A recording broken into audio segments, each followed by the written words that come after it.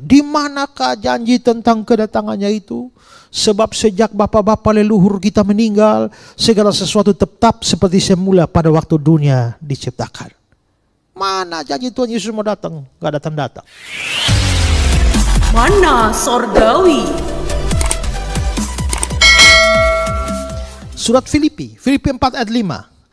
Tuhan sudah dekat. Kolose 3 ayat 4. Apabila Kristus menyatakan diri. Surat Tesalonika.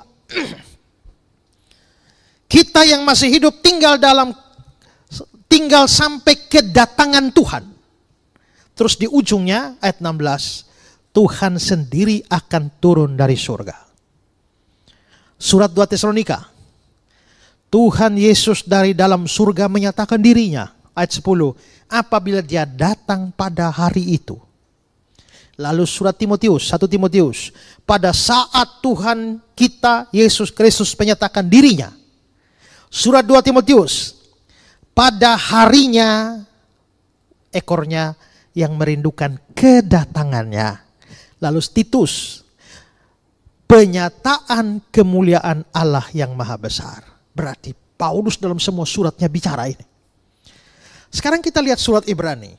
Surat Ibrani 9 ayat 28. Sesudah itu dia akan menyatakan dirinya sekali lagi. Dan masih ada lagi di surat Ibrani. Sekarang surat Yakobus.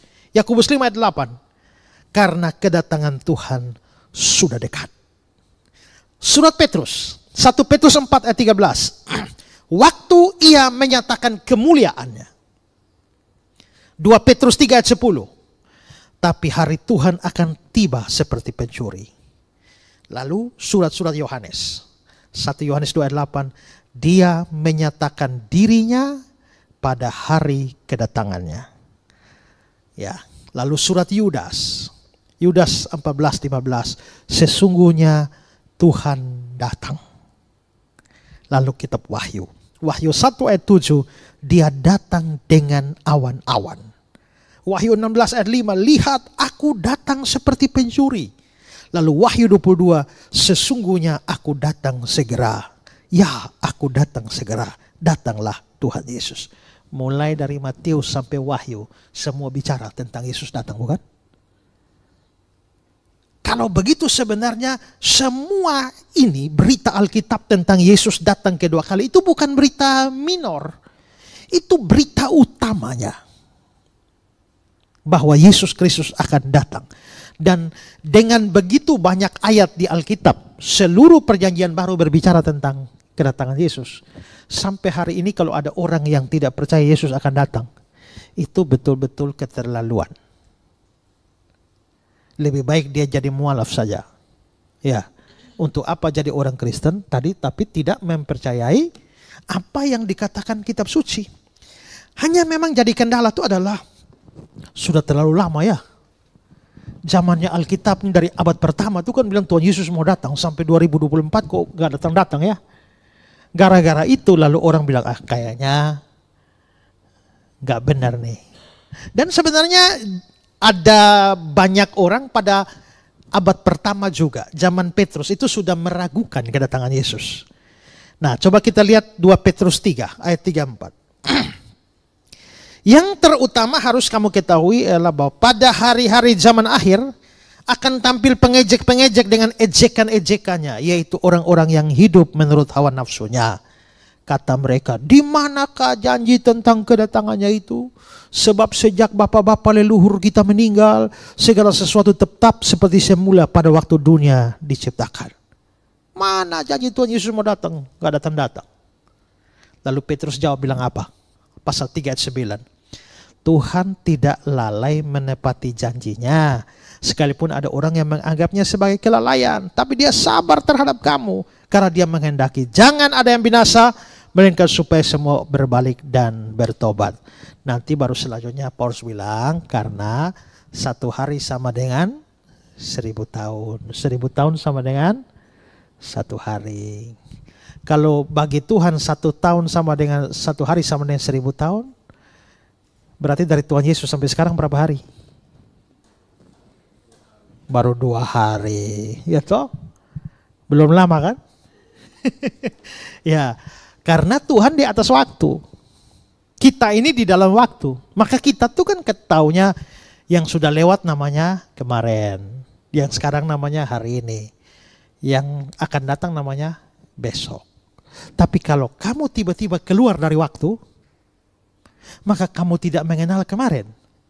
Kamu tidak mengenal besok. Semua jadi sekarang. Begitulah Tuhan. Tuhan itu tidak kenal kemarin. Tidak kenal besok. Karena waktu serentak di hadapan Tuhan, maka bagi Tuhan semua sekarang. Nah, ini mungkin sukar untuk kita pikirkan. Karena kita ada di dalam waktu, tapi dia di luar waktu, di atas waktu. Bahkan dia yang cipta waktu.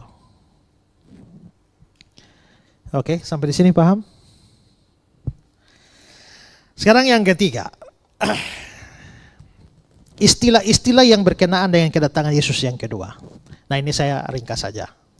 Istilah yang saya maksudkan ini adalah istilah-istilah dalam bahasa asli Alkitab, bahasa Yunani. Sekurang-kurangnya ada 3 istilah yang berkaitan dengan kedatangan Yesus yang kedua. Istilah pertama itu namanya apokalipsis. Apokalipsis itu misalnya 1 Korintus 1 ayat 7.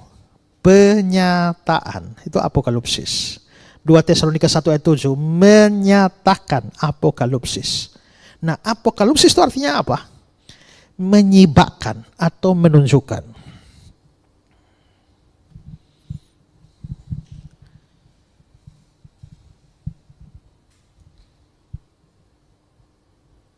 Alvan lihat muka saya enggak? Tidak ya, kenapa? Tertutup. Supaya Alvan bisa lihat muka saya, yang menutup ini harus disingkirkan. Nah, udah lihat? Nah, itu namanya apokalipsis. Jadi apokalipsis itu artinya menyibakkan. Jadi tadinya kita tidak bisa lihat, tapi begitu sudah dibukakan, sekarang sudah bisa lihat. Nah, sekarang ini kan kita belum lihat Tuhan Yesus. Tapi akan tiba saatnya apokalipsis, dinyatakan atau penyataan anak Allah. Maka pada saat itulah kita semua akan melihat dia. Ya, itu istilah pertama. Istilah kedua adalah epifania. Nah, epifania ini muncul dalam 1 Timotius 6 ayat 14. Tuhan kita Yesus Kristus menyatakan dirinya. Sama juga dengan Titus 2 ayat 13. Nah, kalau apokalipsis tadi menyibakkan, epifania itu adalah datang dari tempat tersembunyi. Jadi mungkin bedanya begini. Kalau tadi begini kan Alvan tidak lihat kan? Apokalipsis itu gini. Ya. Tapi kalau epifania, ngerti? Ya. Jadi tadi dia sembunyi, tapi yang ada di belakang tabir itu dia yang nongol. Nah, itu epifania. Kalau apokalipsis ini yang disingkirkan. Nah, itu sederhananya begitu. Ya. Nah, maka di Alkitab Indonesia dua-dua diterjemahkan penyataan atau menyatakan, karena agak susah ini terjemahan Indonesia, kata-kata dalam bahasa Indonesia ini menggambarkan apokalipsis dan epifania secara berbeda, itu agak repot itu. Maka dua-dua terpaksa diterjemahkan dalam kata yang sama, tapi dalam bahasa asli berbeda. Lalu yang ketiga, ini paling umum, parousia. Nah, parousia ini artinya kedatangan. Muncul di Matius 24. Saudara lihat kata-kata kedatangan di sana itu menggunakan parousia. Ya, parousia mudah, yaitu datang. Ya, maka dia datang, dia hadir ke dalam dunia ini. Oke, itu 3 kata Yunani, hanya perkenalan saja. Nah, sebelum saya lanjutkan, ada pertanyaan sejauh yang saya sampaikan?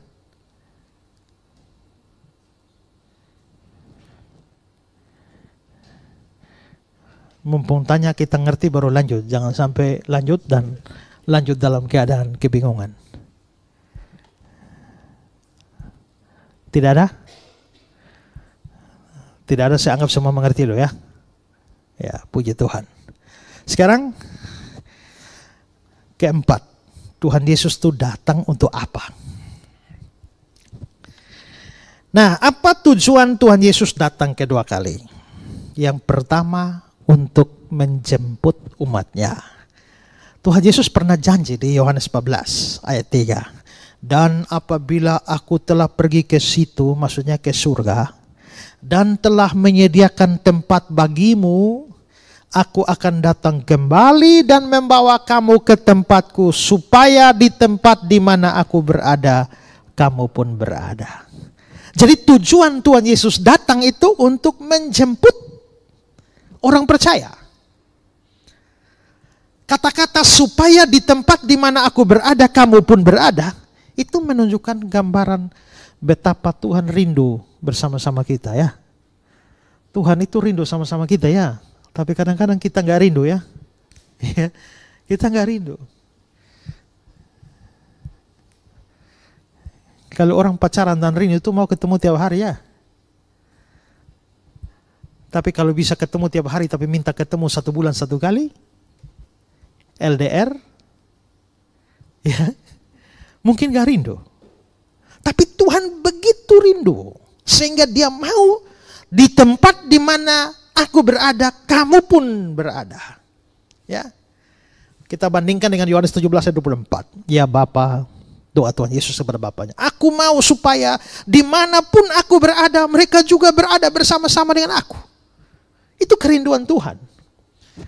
Makanya ada orang bilang begini, ya, aku tuh rindu dengan Tuhan, tidak peduli di surga atau bukan di surga, bahkan di neraka pun kalau memang sama-sama Tuhan aku mau. Nah, ada orang yang bilang begitu ya. John Mitchell bilang, yang penting bukan surga, yang penting adalah bersama dengan Dia. Jadi Tuhan datang kembali untuk jemput kita.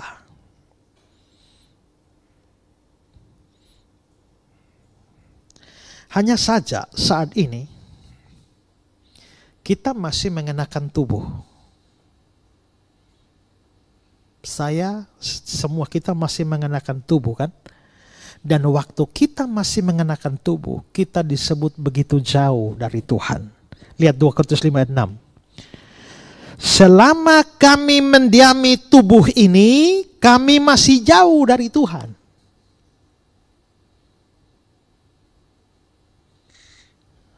Saudara masih mengenakan tubuh kan? Saya masih mengenakan tubuh. Jauh dari Tuhan. Kapan sudah dekat dengan Tuhan?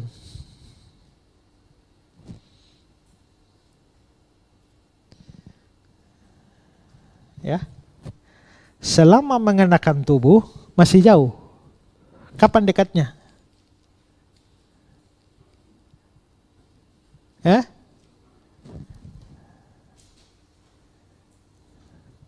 Halo? Kapan dekatnya? Ya, kalau sudah tidak mengenakan tubuh, berarti mati dong. Ya, kalau mati baru dekat. Ya. Coba lihat 2 Korintus 5 ayat 8, 2 ayat setelah tadi. Tapi hati kami tabah dan terlebih suka kami beralih dari tubuh ini. Beralih dari tubuh ini artinya mati. Kalau sudah beralih dari tubuh ini, menetap pada Tuhan. To come home to the Lord. Dalam edisi bahasa Inggris. Berarti begini, waktu saya masih mengenakan tubuh atau hidup, masih jauh. Tapi begitu saya sudah beralih dari tubuh ini, yaitu saya sudah mati, saya menetap pada Tuhan. Tapi waktu saya mati, tubuh saya ini ada di mana?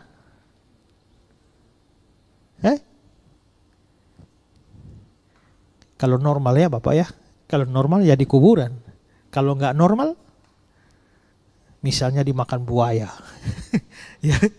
Lalu kalau sudah dimakan buaya berarti kita nggak, bahkan tubuh pun tidak ada lagi kan. Tapi jiwa kita kemana? Ini beralih dari tubuh ini menetap pada Tuhan. Berarti waktu kita mati, jiwa atau roh kita itu sudah menetap pada Tuhan. Tubuh belum. Ya. Yang disebut manusia itu adalah tubuh dan jiwa atau roh. Kalau hanya jiwa atau roh, tubuh tidak ada, itu namanya setengah manusia.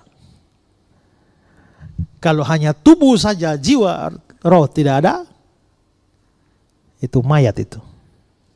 Nah, jadi sekarang begini, saya terdiri dari dua, yaitu tubuh saya dan jiwa atau roh saya. Kalau saya mati, ini dua-dua ini masih jauh dari Tuhan. Waktu saya mati, jiwa saya menetap pada Tuhan, atau roh saya menetap pada Tuhan. Maka saya sudah dengan Tuhan. Tubuh saya belum. Berarti saya hanya baru setengah saja pada Tuhan, ya kan? Setengahnya belum. Setengahnya masih di kuburan. Ya. Setengahnya di kuburan. Dengan kata lain, kalau ibu mati hari ini, yang ke surga hanya jiwa atau rohnya ibu. Tubuhnya belum. Tubuhnya masih menunggu. Menunggu kapan? Tunggu Tuhan Yesus datang. Ingat pengakuan iman Rasul, kan? Ya, aku percaya dan akan datang dari sana untuk menghakimi orang yang hidup dan mati. Aku percaya kepada kebangkitan tubuh atau daging, atau yang lain bilang kebangkitan orang mati dan hidup yang kekal. Berarti nanti di ujung zaman Tuhan Yesus datang, ada kebangkitan orang mati. Kebangkitan orang mati berarti tubuh kita baru dibangkitkan. Sekarang ini kan tubuhnya masih di kuburan, maka yang di surga itu cuma jiwanya, setengah kita saja. Maka hari ini kalau kita mati, kita berbahagia. Tapi belum bahagia penuh. Karena baru setengah. Ya, lihat kata-kata Titian. Tinggal bersama-sama dengan Kristus dalam roh, bukan tujuan akhir penebusan. Kristus telah menebus baik tubuh maupun jiwa. Kristus tebus kita kan tubuh dan jiwa. Tapi sekarang waktu mati kan yang hanya jiwa saja yang baru di bersama Tuhan. Tubuh belum. Maka kita semua masih menantikan penebusan tubuh kita. Lihat Roma 8:23. Kita telah menerima karunia sulung roh. Kita juga mengeluh dalam hati kita sambil menantikan pengangkatan kita sebagai anak, yaitu pembebasan tubuh kita. Dalam bahasa asli artinya penebusan tubuh kita. Maka Kristus tidak hanya menebus jiwa kita, tubuh kita juga. Karena kita manusia seutuhnya itu adalah tubuh dan jiwa atau roh. Kalau begitu, kapan kondisi ideal terjadi? Kapan tubuh kita juga bersama-sama dengan Tuhan? Yohanes 6, 39-40. Dan inilah kehendak Dia yang mengutus aku, supaya dari semua yang telah diberikan kepadaku jangan ada yang hilang, tapi supaya ku bangkitkan pada akhir zaman. Ayat 40 terakhir, supaya aku membangkitkannya pada akhir zaman. Nah, nanti setelah tubuh kita di akhir zaman bangkit, tubuh kita langsung diubah. Seperti tubuh Tuhan setelah bangkit, itu namanya tubuh kebangkitan. Nah, tubuh kita diubah, baru disatukan kembali dengan jiwa atau roh kita yang sudah duluan di surga itu. Maka nanti setelah Tuhan Yesus datang, kita bangkit, barulah kita sepenuhnya utuh, tubuh, jiwa, roh itu bersama-sama dengan Tuhan. Seperti 1 Tesalonika 4 ayat 17. Demikianlah kita akan selama-lamanya bersama dengan Tuhan. Jadi semua almarhum dan almarhumah yang percaya Yesus tuh sekarang jiwanya sudah dengan Tuhan, rohnya sudah dengan Tuhan, tubuhnya belum. Kita yang menyusul juga belum.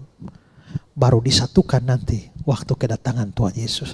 Jadi sebenarnya kedatangan Tuhan Yesus kedua kali dengan membangkitkan orang-orang mati, itu adalah satu tindakan menyatukan kita, tubuh kita dan jiwa roh kita, dan bersama-sama dengan Dia selama-lamanya di surga.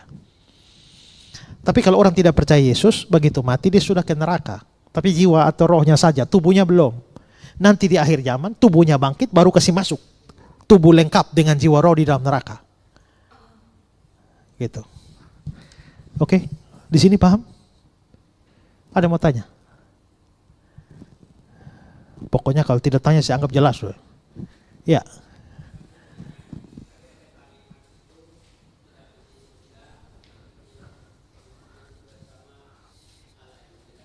Sabar Pak, pakai mic. Jadi ada pernyataan tidak penting surga, yang penting bersama Tuhan. Sedangkan ada yang menyatakan bahwa surga itu bukan suatu tempat, tetapi penyatuan dengan Tuhan. Bisa dijelasin?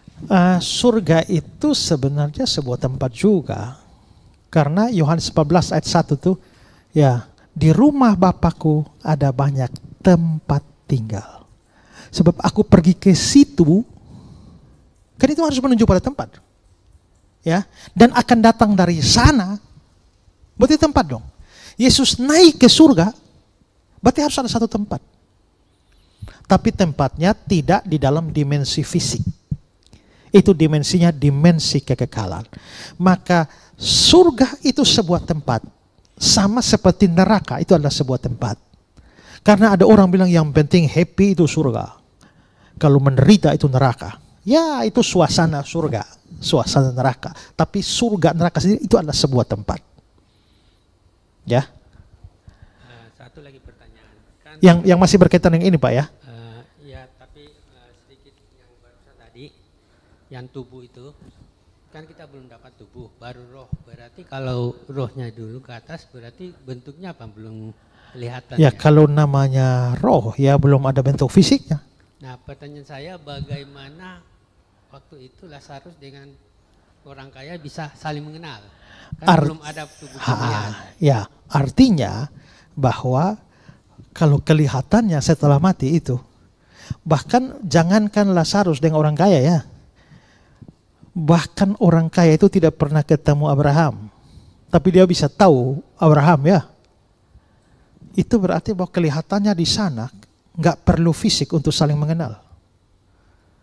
Jadi kelihatannya di dunia orang mati sana lebih pintar daripada dunia orang hidup. Makanya biasanya orang hidup suka tanya-tanya orang mati ya. Ya, oke? Ya.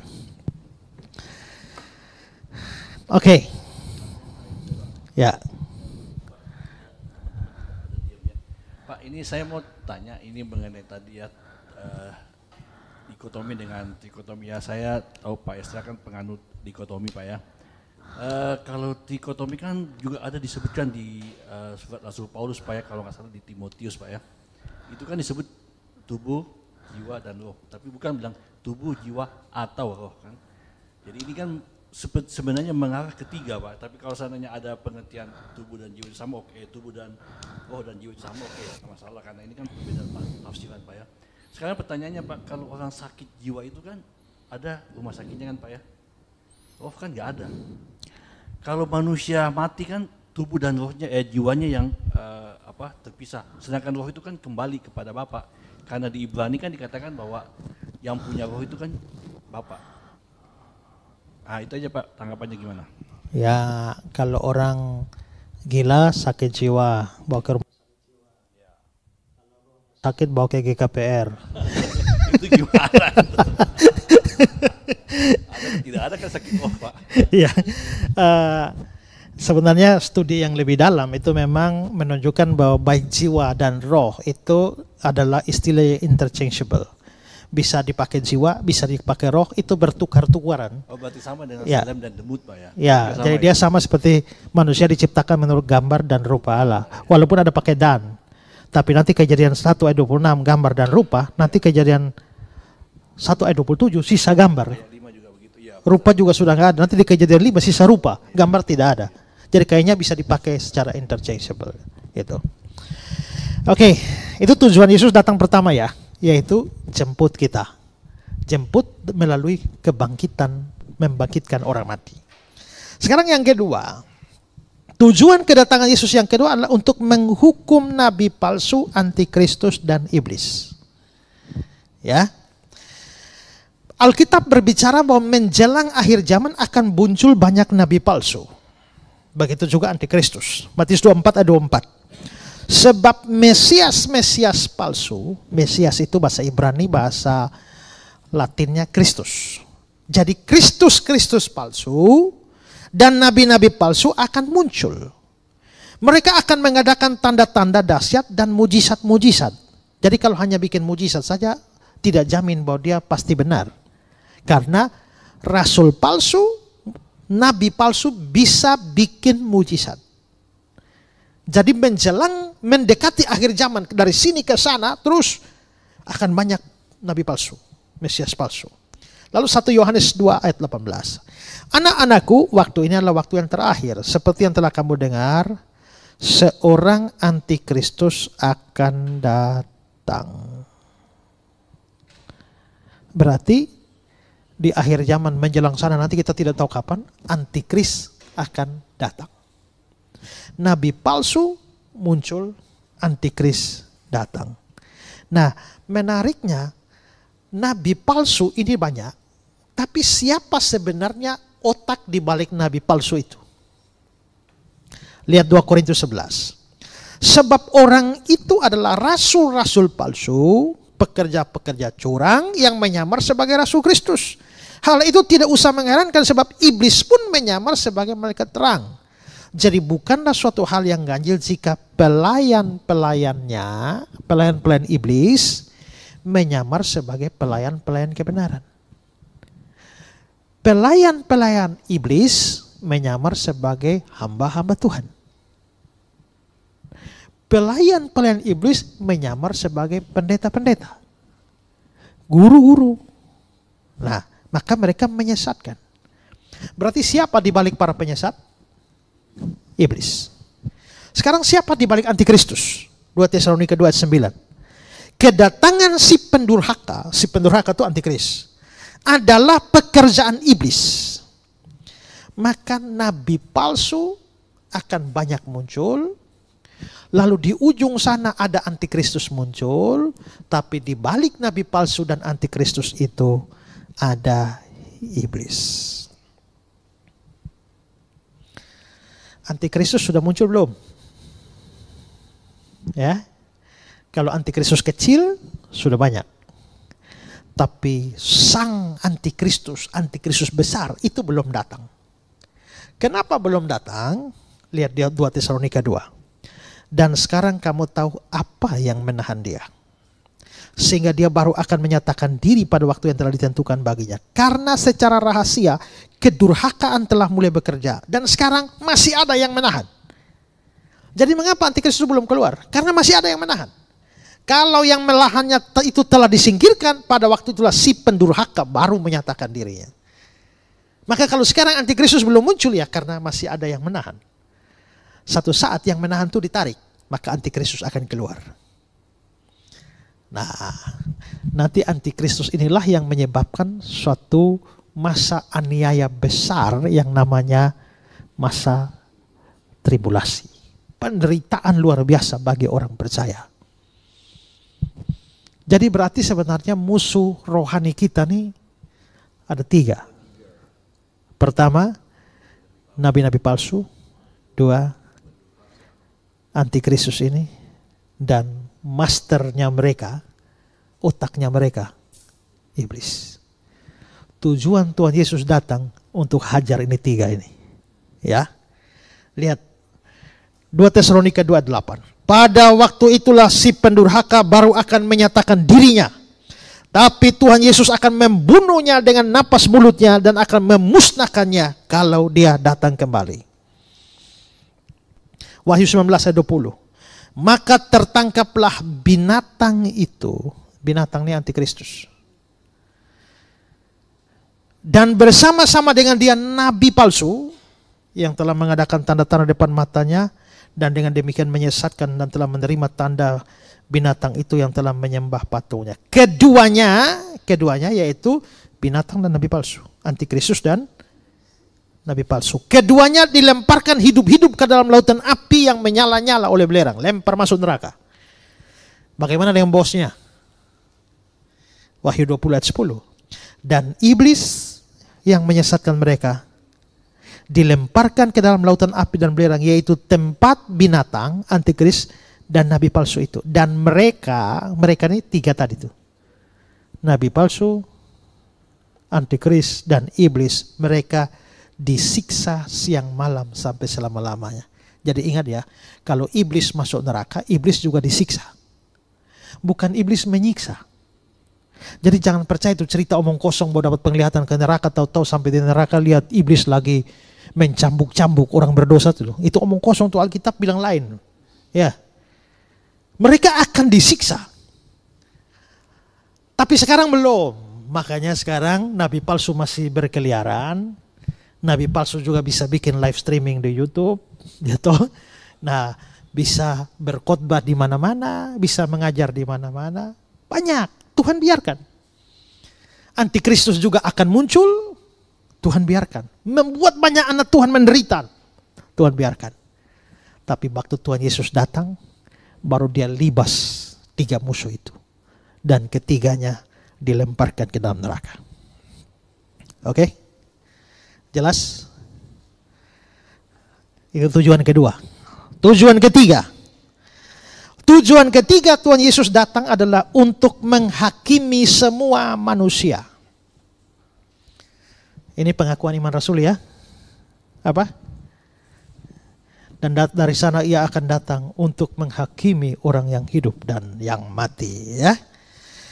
Nah, waktu Tuhan Yesus datang pertama kali, waktu Natal datangnya untuk menyelamatkan. Yohanes 3:17. Sebab Allah mengutus anaknya ke dalam dunia bukan untuk menghakimi dunia, melainkan untuk menyelamatkannya oleh dia. Jadi memang Yesus datang bukan pertama, Natal, bukan untuk menghakimi, tapi untuk menyelamatkan. Tapi pada waktu dia datang kedua kali, bukan lagi menyelamatkan, tapi menghakimi. Makanya kalau saudara nonton debat saya kemarin dengan itu mualaf Kainama, saya bilang, satu hari nanti setiap lutut akan berterusan, setiap lidah akan mengaku Yesus adalah Tuhan, termasuk saudara. Tapi nanti di akhir zaman kalian berlutut dan mengaku, tapi sudah terlambat. Sebelum terlambat, berlututlah dan mengakulah sekarang. Kalau tidak terlambat. Iya kan? Nah, sekarang lihat 2 Timotius 4 ayat 1. Di hadapan Allah dan Kristus Yesus yang akan menghakimi orang yang hidup dan yang mati. Matius 16:27. Pada waktu itu dia akan membalas setiap orang menurut perbuatannya. 2 Korintus 5 ayat 10. Sebab kita semua menghadap tahta pengadilan Kristus. Roma 14 ayat 10. Sebab kita semua harus menghadap tahta pengadilan Allah. Demikianlah setiap orang di antara kita memberi pertanggungjawab tentang dirinya sendiri kepada Allah. Maka Yesus datang itu untuk membuat pengadilan akhir zaman. Lalu siapa yang akan diadili oleh Kristus? Dari ayat-ayat yang kita sudah baca tadi ya, kelihatannya semua orang, baik orang percaya maupun tidak percaya. Lihat pengkhotbah 3. Allah akan mengadili baik orang benar maupun yang tidak adil. Wahyu 20:13. Mereka akan dihakimi masing-masing menurut perbuatannya. Juga Matius 25 ayat 32. Semua bangsa akan dikumpulkan di hadapannya dan dia akan memisahkan mereka seorang daripada seorang sama seperti gembala memisahkan domba dan kambing. Maka Tuhan akan mengadakan pengadilan untuk semua orang. Orang hidup, orang mati, orang percaya, orang tidak percaya, orang mengasihi Tuhan, orang benci Tuhan, orang ikut Tuhan, orang tidak ikut Tuhan, orang Kristen, Hindu, Buddha, Islam, Konghucu, komunis, ateis, semua orang akan berhadapan dengan Kristus. Nah, sekarang gini, kalau kita akan berhadapan dengan Kristus, sekarang kita bisa nyanyi, what a friend we have in Jesus, Yesus kawan yang sejati. Kalau begitu adek, Tuhan Yesus itu kawanmu ya, kawan sejati. Dan pengadilan terakhir, kamu berhadapan dengan Yesus sebagai hakim, itu kawanmu. Aman gak? Kalau hakimnya kawanmu, aman gak? Tapi yang tidak percaya Yesus, yang sekarang olok-olok Yesus terus, tiba-tiba masuk pengadilan terakhir berhadapan dengan Yesus, itu dia berhadapan dengan lawannya tuh loh. Ya, maka hari ini saya kadang-kadang geram melihat mereka olok-olok Yesus. Yesus Tuhanmu tuh loh pakai kolor di tiang jemuran. Ya, saya pikir aduh Tuhan Yesus cepat datang sudah ya. Ya tuh, coba cepat datang sudah supaya bungkam ini mulut penghujat-penghujat ini. Ya, tapi mereka yang mengolok-olok Yesus satu hari akan hakim yang duduk di kursi pengadilan terakhir itu adalah lawannya. Tapi bagi kita, sang hakim itu adalah kawan kita, juru selamat kita, Tuhan kita. Wow, menyenangkan ya? Menyenangkan. Dan bagi orang tidak percaya, hari pengadilan itu hari pembalasan. Lihat 2 Tesalonika 1:8-9. Dan mengadakan pembalasan terhadap mereka yang tidak mau mengenal Allah dan tidak mentaati Injil Yesus Tuhan kita. Mereka ini akan menjalani hukuman kebinasaan selama-lamanya, dijauhkan dari hadirat Tuhan, dari kemuliaan kekuatannya. Maka itu hari pembalasan. Hari ini mereka boleh olok-olok Yesus terus, silakan olok terus. Tapi itu sama dengan menabung hukuman. Dan hari pengadilan itu hari pembalasan. Ya. Yudas 14:15. Sesungguhnya Tuhan datang hendak menghakimi semua orang dan menjatuhkan hukuman atas orang-orang fasik.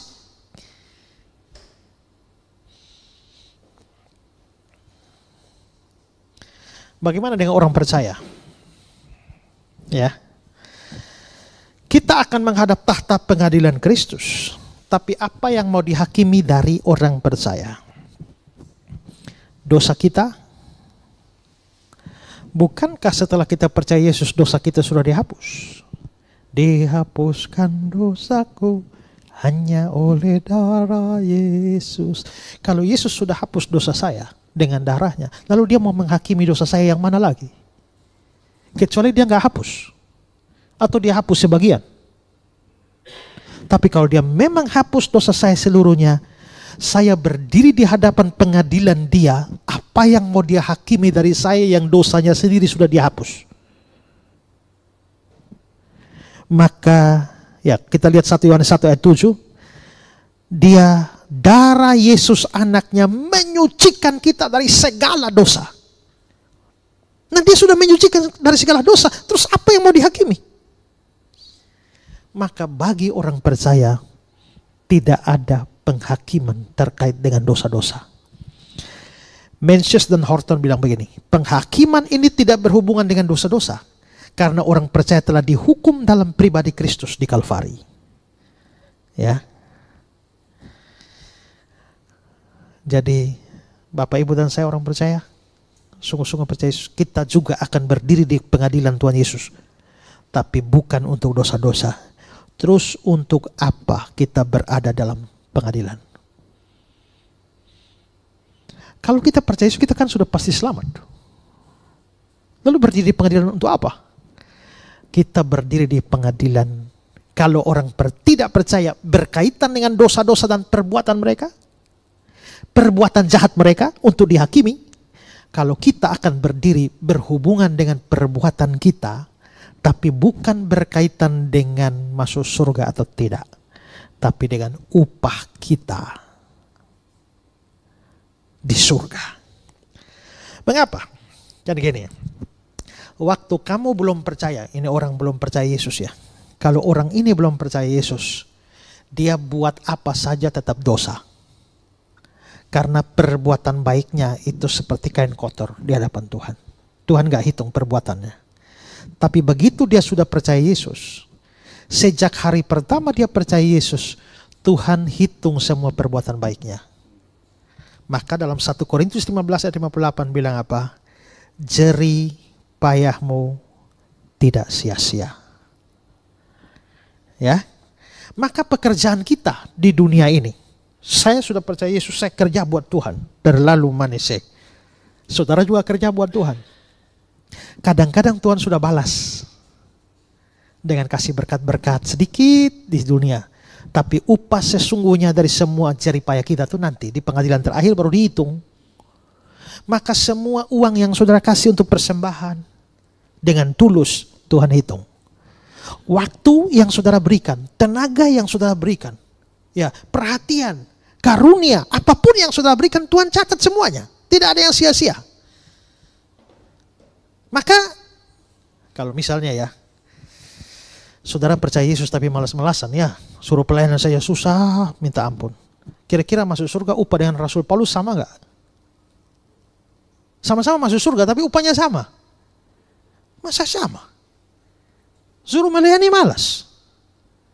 Sedangkan Paulus sampai mati melayani Tuhan. Gak bisa sama dong. Maka upah tuh beda-beda. Nah, di mana ditentukan upah kita? Di pengadilan terakhir. Ya. Thyssen bilang begini, sudah pasti ada banyak yang termasuk kelompok yang akan selamat, tapi pahalanya sedikit dan yang lain memperoleh lebih banyak. Lihat Wahyu 22. Sesungguhnya aku datang segera. Aku membawa upahku untuk membalas kepada setiap orang menurut perbuatannya. Jadi kalau perbuatannya baiknya banyak, upahnya banyak. Kalau perbuatan baiknya sedikit, kalau tidak ada perbuatan baik, kamu masuk neraka. Karena kalau kamu orang percaya, aneh kalau tidak ada perbuatan baik. Karena kalau kamu betul-betul beriman, pasti iman itu akan melahirkan perbuatan. Jadi harus ada perbuatan. Tapi kenapa bisa ada orang perbuatannya sedikit? Ya begitu percaya Yesus mati. Ya kan? Nah itu penjahat di sebelah Yesus itu kan percaya Yesus kan? Ingatlah aku kalau engkau datang sebagai raja. Hari ini juga engkau bersama dengan aku di Firdaus. Langsung mati hari itu kan. Belum berbuat kebaikan apa-apa. Ya kan. Tapi kalau kita setelah terima Yesus masih kasih umur panjang. Isi itu dengan berbuat baik. Nah 1 Korintus 9 ayat 6. Camkan ini. Orang yang menabur sedikit akan menuai sedikit. Orang yang menabur banyak akan menuai banyak juga. Jadi kalau diajak pelayanan itu rajin.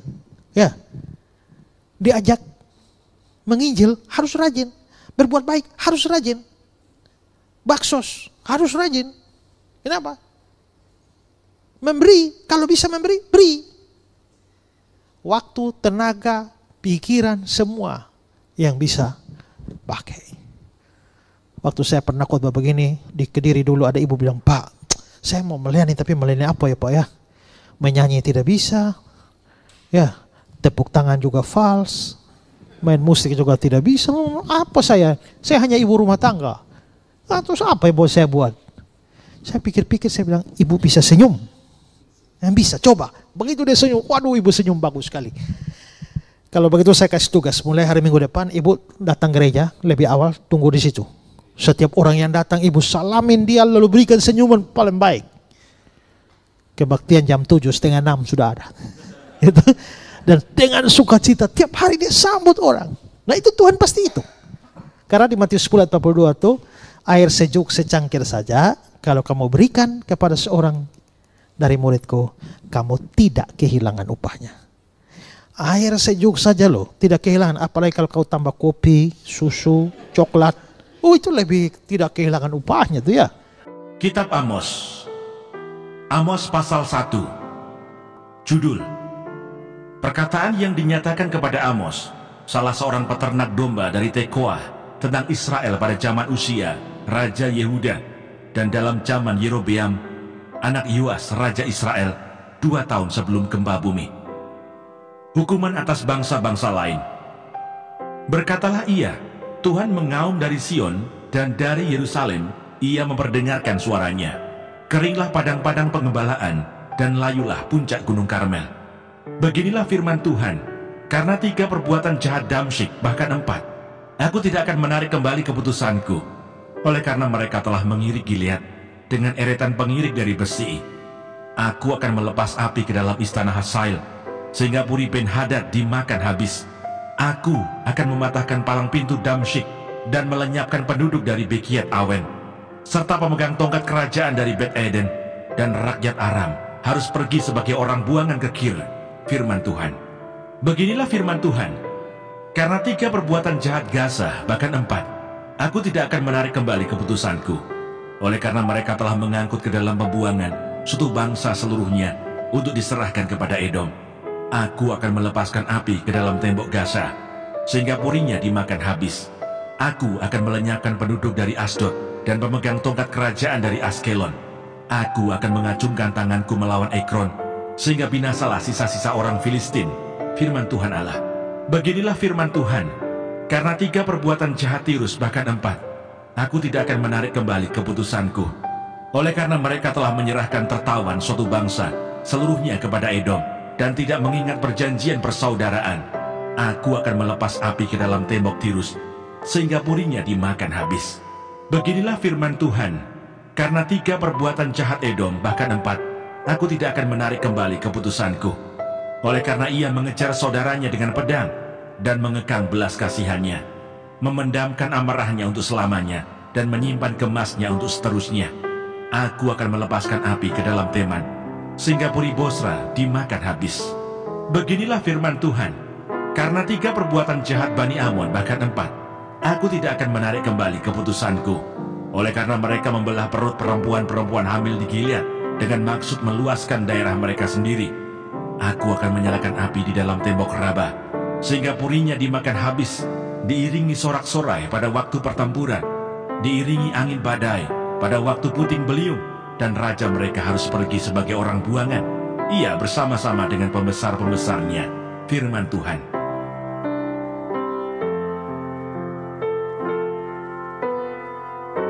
Amos pasal 2. Beginilah firman Tuhan, karena 3 perbuatan jahat Moab, bahkan 4, aku tidak akan menarik kembali keputusanku. Oleh karena ia telah membakar tulang-tulang Raja Edom menjadi kapur, aku akan melepas api ke dalam Moab, sehingga Puri Keriot dimakan habis. Moab akan mati di dalam kegaduhan, diiringi sorak-sorai pada saat sangkakala berbunyi.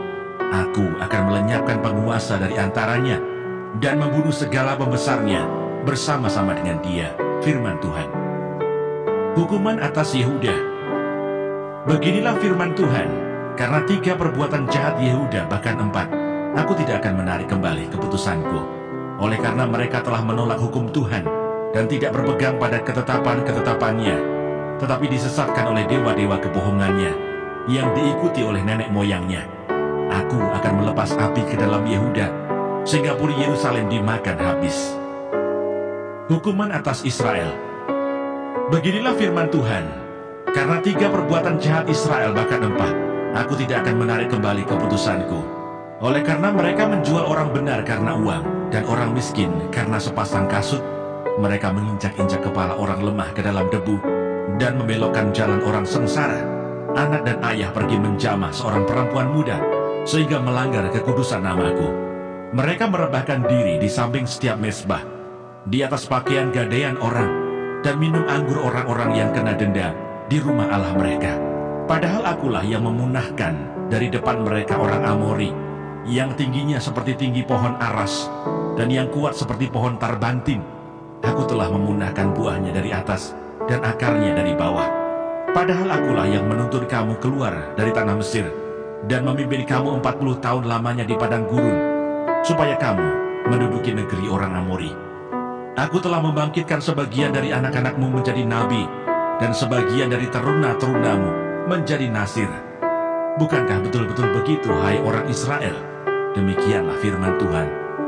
Tetapi kamu memberi orang nasir minum anggur, dan memerintahkan kepada para nabi, jangan kamu bernubuat. Sesungguhnya aku akan mengguncangkan tempat kamu berpijak, seperti goncangan kereta yang syarat dengan berkas gandum. Orang cepat tidak mungkin lagi melarikan diri. Orang kuat tidak dapat menggunakan kekuatannya, dan pahlawan tidak dapat melarikan diri. Pemegang panah tidak dapat bertahan. Orang yang cepat kaki tidak akan terluput, dan penunggang kuda tidak dapat meluputkan diri. Juga orang yang berhati berani di antara para pahlawan akan melarikan diri dengan telanjang pada hari itu. Demikianlah firman Tuhan.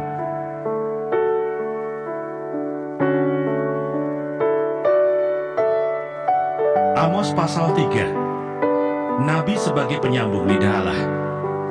Dengarlah firman ini yang diucapkan Tuhan tentang kamu, hai orang Israel, tentang segenap kaum yang telah kutuntun keluar dari tanah Mesir.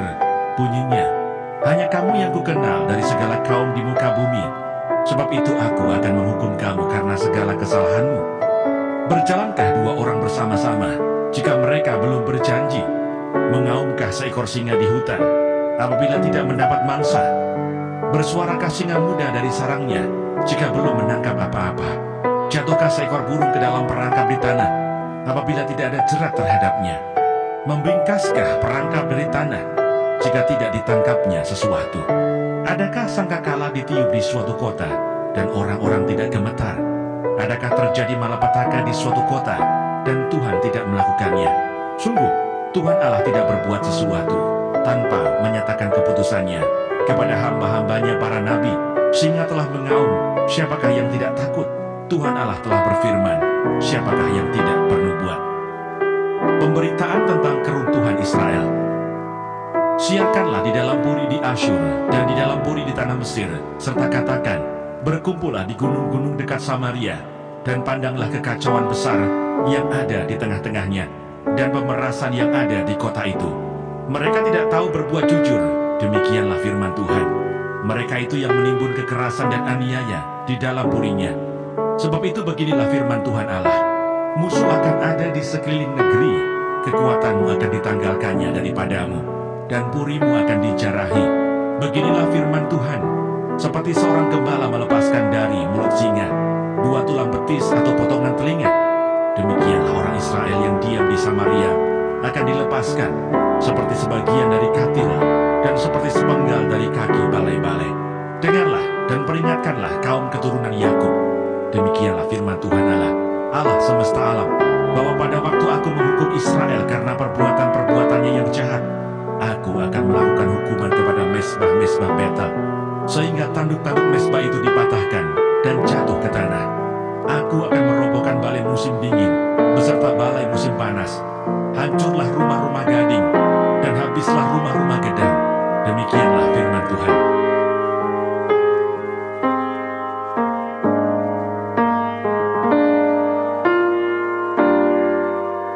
Amos pasal 4. Terhadap perempuan-perempuan Samaria yang mabuk kemewahan.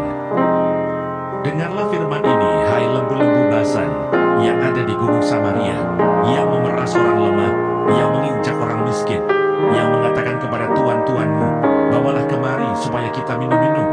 Tuhan Allah telah bersumpah demi kekudusannya, sesungguhnya akan datang masanya bagimu, bahwa kamu diangkat dengan kait, dan yang tertinggal di antara kamu dengan kait ikan. Kamu akan keluar melalui belahan tembok, masing-masing lurus ke depan, dan kamu akan diseret ke arah Hermon. Demikianlah firman Tuhan. Ibadah orang Israel adalah ibadah jahat. Datanglah ke Betel dan lakukanlah perbuatan jahat, ke Gilgal dan perhebatlah perbuatan jahat. Bawalah korban sembelihanmu pada waktu pagi, dan persembahan persepuluhanmu pada hari yang ketiga. Bakarlah korban syukur dari roti yang beragi, dan maklumkanlah persembahan-persembahan sukarela. Siarkanlah itu, sebab bukankah yang demikian kamu sukai, hai orang Israel? Demikianlah firman Tuhan Allah. Orang Israel tidak mau berbalik kepada Tuhan. Sekalipun aku ini telah memberi kepadamu gigi yang tidak disentuh makanan di segala kotamu, dan kekurangan roti di segala tempat kediamanmu, namun kamu tidak berbalik kepadaku. Demikianlah firman Tuhan. Aku pun telah menahan hujan daripadamu. Ketika 3 bulan lagi sebelum panen, aku menurunkan hujan ke atas kota yang satu, dan tidak menurunkan hujan ke atas kota yang lain.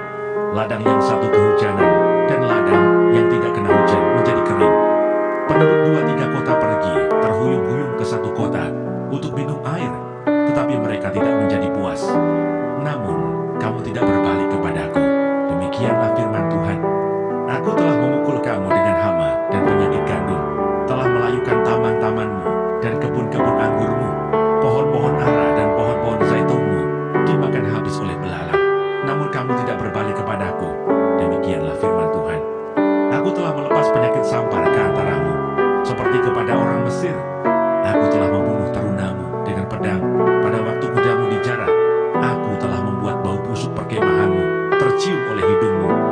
Namun kamu tidak berbalik kepadaku. Demikianlah firman Tuhan. Aku telah menjungkir balikan kota-kota di antara kamu, seperti Allah menjungkir balikan Sodom dan Gomora, sehingga kamu menjadi seperti puntung yang ditarik dari kebakaran. Namun kamu tidak berbalik kepadaku. Demikianlah firman Tuhan. Sebab itu demikianlah akan kulakukan kepadamu, hai Israel. Oleh karena aku akan melakukan yang demikian kepadamu, maka bersiaplah untuk bertemu dengan Allahmu, hai Israel. Sebab sesungguhnya Dia yang membentuk gunung-gunung dan menciptakan angin, Ia memberitahukan kepada manusia apa yang dipikirkannya. Ia membuat fajar dan kegelapan, dan yang berjejak di atas bukit-bukit bumi. Tuhan, Allah semesta alam, itulah namanya. Mana Sorgawi.